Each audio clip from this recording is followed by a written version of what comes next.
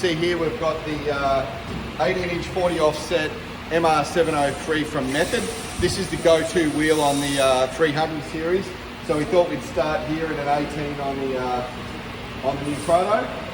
One thing we're noticing straight away is that it probably looks a little bit more aggressive on the guard than this would on a 300 series. So let's put a tyre on there, put it on the ground and see how it sits at 40 offset.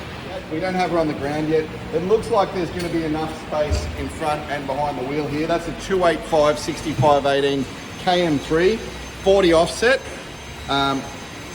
Sitting out a little bit now while the car's in the air, but we think it'll pull in all right once the car's on the ground. Even at 40 offset with a 285, we've got a little bit of sidewall poke here. So there's probably less space in the guard than you've got on a 300. So that's the first comparison that we've made here. There's less guard space outward.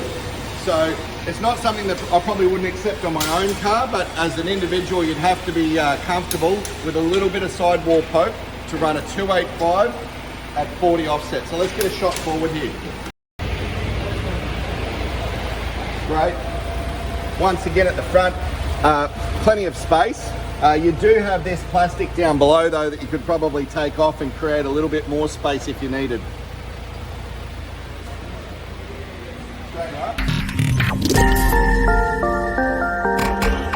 Cheers from Black Rhino. This one's at 35 offset. As you can see, there is bugger all space in between the brake caliper and the wheel on a 17-inch.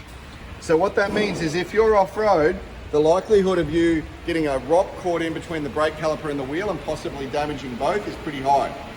So whilst it might be great to have the 17-inch wheel off-road, in terms of your tyre sidewall, we're probably going to be recommending our customers to run 18s.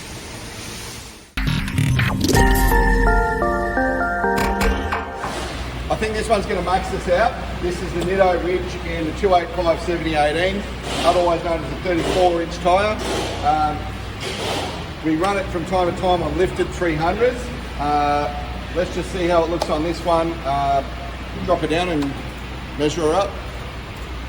So ROH assault, 18.9, 40 offset.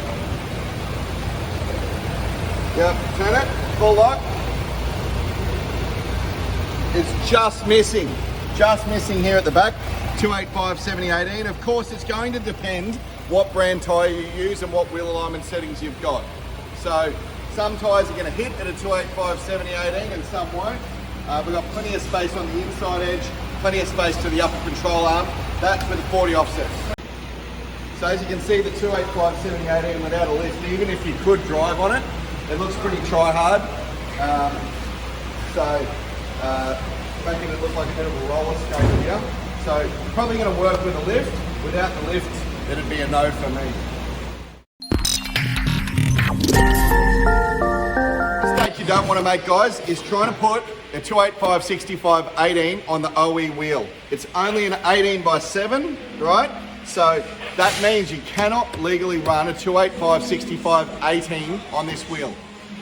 I'm not telling you the uneducated tyre shop will not try and put a 285/65/18 on this, and then I'm not saying that it can't bolt to the car. But what we're saying is, due to the rim width, the original wheel cannot take the 285/65/18. Plus, there's not a lot of room to the upper control arm. So we're thinking running a 18/7, the standard wheel, your largest tyre option is probably going to be a 275/70/18.